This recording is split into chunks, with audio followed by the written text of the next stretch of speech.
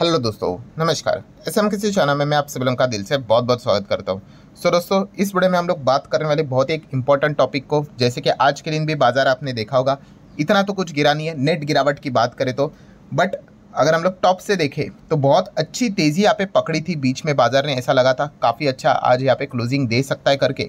But बाद में ज़बरदस्त तरीके से हम लोग को टॉप से भी 150 पॉइंट की गिरावट देखने को यहाँ पे मिल गई। सो फिलहाल का बाजार आप सभी लोगों को पता ही है कि बुल वर्सेस बेयर की जो लड़ाई होती है उसमें बेयर वालों के फेवर में काफ़ी सारे पॉइंट्स हम लोग को देखने को यहाँ पे मिल रहे हैं। ठीक है, मतलब क्या है कि बाजार में पॉजिटिव खबरें काफ़ी लिमिटेड है एंड नेगेटिव खबरों की अगर हम लोग बात करें, अनसर्टेनिटीज़ की बात करें, तो इसकी नंबर ऑफ संख्या काफ़ी ज़्यादा हम लोग को देखने को यहाँ पे मिल रही है।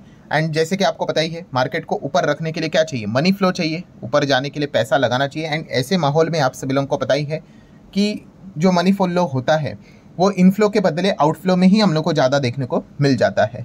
सो इसी चीज़ के चलते लाल निशान क्रिएट होना काफ़ी ईजी हो जाता है। बहुत मुश्किल से बाजार हरे निशान में आता है, बट वो टिक नहीं पाता है। सो आज के दिन की भी अगर हम लोग बात करें तो ओवरऑल नेट गिरावट तो कुछ भी इतनी खास नहीं थी, एकदम नॉर्मल, जहाँ से शुरू हुआ वहीं पे क्लोज हुआ, आप ऐसा भी कह सकते हो। बट टॉप से 150 पॉइंट की गिरावट हम लोग को देखने को यहाँ पे मिल गई। एंड अभी फिलहाल हम यहाँ पे कह सकते हैं कि ये जो गिरावट है इसके पीछे हम कह सकते हैं कि एक रिपोर्ट भी हम लोग को देखने को यहाँ पे मिल चुकी है। जैसे कि अगर हम बात करें Goldman Sachs, yes, Goldman Sachs की रिपोर्ट हमारे सामने आते हुए देखने को यहाँ पे मिल चुकी है। एंड ये रिपोर्ट की अगर हम लोग बात करें दोस्तों, तो ये रिपोर्ट किसके ऊपर है, हमारे भारत देश का शेयर बाजार कैसा परफॉर्मेंस देगा उससे रिलेटेड है। अगर आप इन चीज़ों को प्रॉपरली ट्रैक कर रहे होंगे तो गोल्डमैन सैच ये वो था दोस्तों, मतलब ये वो कंपनी हम लोग को देखने को मिल रही थी जिन्होंने हमारे भारत देश के इक्विटी मार्केट काफ़ी अच्छा करेगा, ठीक है, इससे रिलेटेड एक बहुत शानदार रिपोर्ट निकाली थी। मतलब अभी 1-2 साल 1.5 साल पहले की अगर हम लोग बात करें तो, ठीक है, उन्होंने कहा था कि दुनिया भर के बाजार में कितनी भी अनसर्टेनिटीज़ क्यों ना हो, इंडियन मार्केट काफ़ी अच्छा करेगा। ठीक है, एंड आप देख सकते हो उनकी रिपोर्ट के मुताबिक काफ़ी अच्छा परफॉर्मेंस देखने को यहाँ पे मिल चुका है। तो ये टाइमली चीज़ों को ट्रैक करते रहते हैं एंड बार बार चीज़ों को मॉडिफाई भी करते रहते हैं। सो इसी से रिलेटेड गोल्डमैन सैच की एक नई अपडेटेड रिपोर्ट अभी हमारे सामने आते हुए देखने को मिल चुकी है, जो कि हमारे भारत देश की इकोनॉमी, हमारे भारत देश का स्टॉक मार्केट कैसा परफॉर्मेंस दे सकता है, इससे रिलेटेड कुछ पॉइंट्स उन्होंने सामने रखे हुए हैं। तो आप चाहो तो खुद से भी इस रिपोर्ट को स्टडी कर सकते हैं, या फिर हम लोग इसमें फटाफट जो हाईलाइट्स है, इंपॉर्टेंट चीज़ें, उसको हम लोग कवर करने की कोशिश जरूर करेंगे। जैसे कि अगर आप टाइटल देखोगे, सबसे पहले गोल्डमैन सैच ने यहाँ पे क्या किया है, हमारे इंडियन स्टॉक्स का जो ओवरऑल परफॉर्मेंस है, ठीक है, उसका जो रेटिंग है उसको कट कर दिया है। और कट करके क्या कर दिया है, न्यूट्रल कर दिया है। ऐसा क्यों किया है, क्योंकि उन्होंने बोला है कि ग्रोथ तो है बट स्लो हो चुकी है। ठीक है, अभी इतना ही पढ़ के काफ़ी सारे डाउट्स दिमाग में आ जाते हैं कि न्यूट्रल कर दिया है तो पहले क्या था। तो चलिए सारी चीज़ों को स्टेप बाय स्टेप अभी हम लोग समझ लेते हैं। तो सबसे पहले उन्होंने यहाँ पे कहा है कि ओवरवेट उन्होंने दिया था हमारे शेयर बाजार को, कि परफॉर्मेंस, ओवरवेट का अर्थ ये होता है कि भर लो, इंडियन इक्विटी के जो शेयर्स है पोर्टफोलियो में भर लो करके। ठीक है, हर किसी की अपनी अपनी रिपोर्ट होती है। सो अभी उन्होंने ओवरवेट से चेंज करके क्या कर दिया है, न्यूट्रल कर दिया है। ठीक है, एकदम खराब नहीं है बट नॉर्मल, न्यूट्रल गियर रहता है ना, नॉर्मल, हाँ वैसे ओके ओके करके कर दिया है करके। और जैसे रीज़न अभी हम लोगों ने पढ़ा कि इकोनॉमिक जो ग्रोथ है वो हम लोग को स्लो होते हुए देखने को यहाँ पे मिल चुका है। और इसके पीछे का मेजर रीज़न उन्होंने ये कहा है कि कॉर्पोरेट अर्निंग्स पे जिस प्रकार से हम लोग को डेंट लगते हुए देखने को मिल रहा है, ठीक है, कॉर्पोरेट अर्निंग्स हम लोगों ने अभी तक देखे हैं, इतने कुछ सुपर डुपर हिट देखने को नहीं मिल रहे। देखिए, छोटे कंपनीज के नंबर अलग बात होती है, हम खास करके बड़े कंपनी के नंबर्स को देखते हैं। क्यों, क्योंकि वो सेक्टर का लीडर होता है।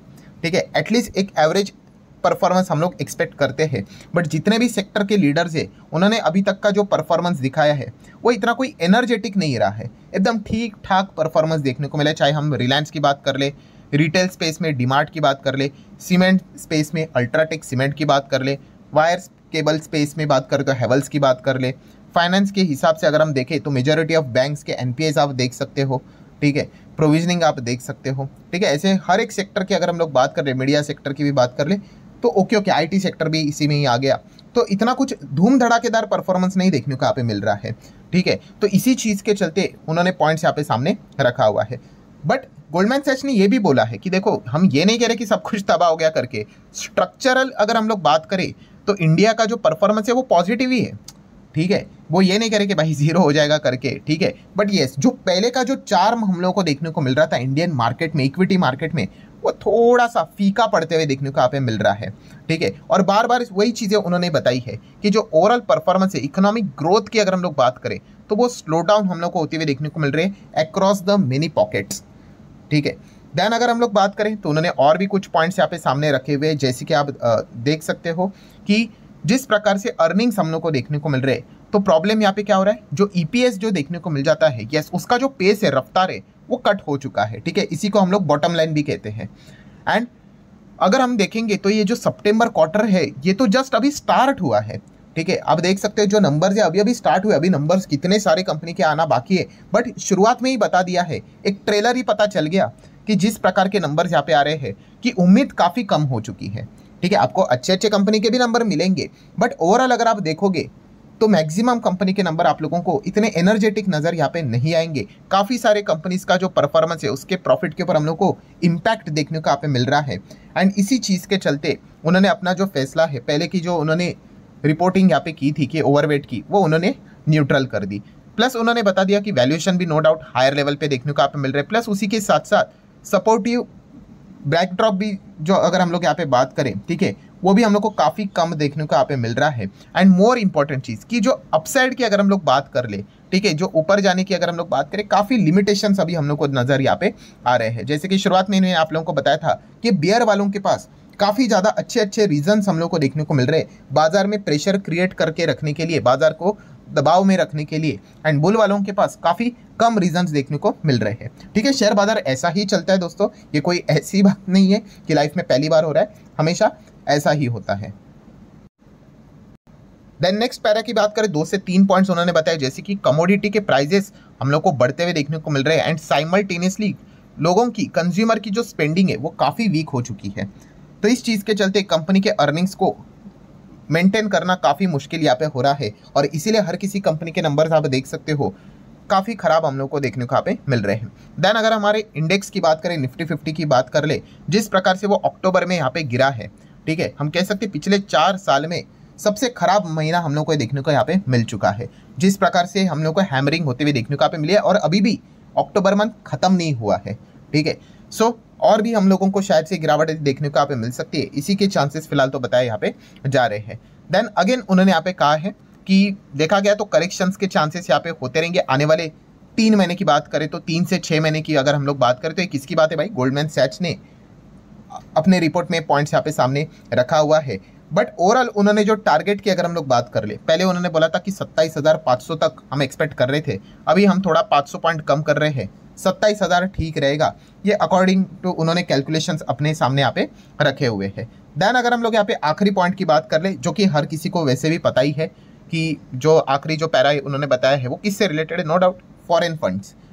एफआईएस की बात कर ले, एफपीएस की बात कर ले, जिस प्रकार से वो अंधाधुंध तरीके से सिर्फ और सिर्फ बिकवाली ही करती जा रही है, और जिस प्रकार से उन्होंने पैसा निकाला है, इतना तो पैसा मतलब मार्च 2020 में भी हम लोगों ने देखा नहीं था। मतलब कोविड तो रीज़न ही था भाई कि चलो हर जगह पे त्राई माई बची हुई थी, तो रीजंस तो था ही था, ठीक है। बट अभी की अगर हम लोग बात करें, जिस प्रकार से वो अंधाधुंध पैसा यहाँ पे निकालते जा रहे हैं, अभी आज के दिन भी देखेंगे एफआईएस का डेटा, सिर्फ इतना ही देखना है कि भाई एफआईएस कितना निकाल रहे हो करके, ठीक है। मतलब लगभग 85,000 करोड़ का अमाउंट निकाल लेना। एंड रिपीट करूंगा मैं, अभी भी अक्टूबर मंथ खत्म नहीं हुआ है, ठीक है। सो डेफिनेटली ये बिल्कुल भी एक अच्छा सिग्नल देखने को, मतलब 2-2 महीने में इतना पैसा निकलता है, वही कुछ चंद दिनों में पैसे निकलते हुए देखने को मिल रहे हैं। तो इन चीज़ों के चलते बाजार के ऊपर भी प्रेशर देखने को यहाँ पे मिल रहा है। देन अगर हम लोग बात करें तो प्रॉब्लम क्या क्रिएट हो जाती है दोस्तों, तो गोल्डमैन सैच आप सभी लोगों को पता ही है भाई, ये विदेशी हम लोग को फाइनेंशियल सर्विसेज में काम करने वाली कंपनी है। और ये जो बड़े कंपनीज होती है, गोल्डमैन सैच की बात कर ले, जेपी मॉर्गन की बात कर ले, मॉर्गन स्टैनली की बात कर ले, जेफरीज की बात कर ले, ऐसे बहुत सारे आप लोगों को मिल जाएंगे। तो इनके खुद के भी इन्वेस्टमेंट पोर्टफोलियोज हम लोग को देखने को मिल जाते हैं। आपने देखा होगा कि कितने इनके बड़े बड़े इन्वेस्टमेंट रहते हैं, इसमें बहुत सारे आगे यूबीएस से लेकर बहुत कुछ। सो कैसे होते हैं, इनकी जो रिपोर्टिंग होती है ये दर्शाती है कि यस इनके ओर से शायद से अभी इनफ्लो हम लोग को कम देखने को मिल जाए, ठीक है।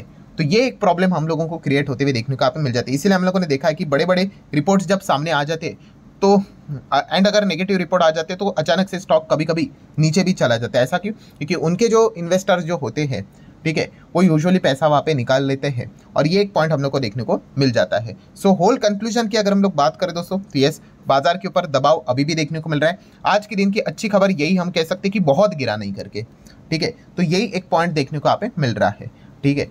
सो जितने भी इंपॉर्टेंट पॉइंट्स थे दोस्तों, सारे अभी मैंने यहाँ पे कवर कर लिए हैं, ठीक है। देख लेते हैं अभी आगे क्या क्या होता है करके। आज के दिन वापस FSDS का डेटा चेक यहाँ पे करना है, ठीक है। एंड अर्निंग्स की तो बात करें, किधर से तो एकदम बड़ी कंपनी के अर्निंग्स अगर अच्छे आ जाते हैं तो एक थोड़ा सा उम्मीद के किरण कुछ देखने को यहाँ पे मिल जाए। बट मेजरली जो निफ्टी 50 में वेट बड़े लेवल पे कंट्रीब्यूट करते हैं, उन सेक्टर्स की अगर बात कर ले तो वहाँ से तो ऑलरेडी हम लोग को पुअर परफॉर्मेंस ही देखने को यहाँ पे मिला है, ठीक है। तो चेक करते रहेंगे, जितने इंपॉर्टेंट अर्निंग आएंगे इसको तो हम लोग यहाँ पे कवर करते रहेंगे। फिलहाल इस वीडियो को ये पे रोकना चाहूँगा, पसंद आया होगा तो चाहो तो लाइक एंड शेयर कर सकते हो। मिलते हैं नेक्स्ट वीडियो में, तब तक के लिए बाय बाय।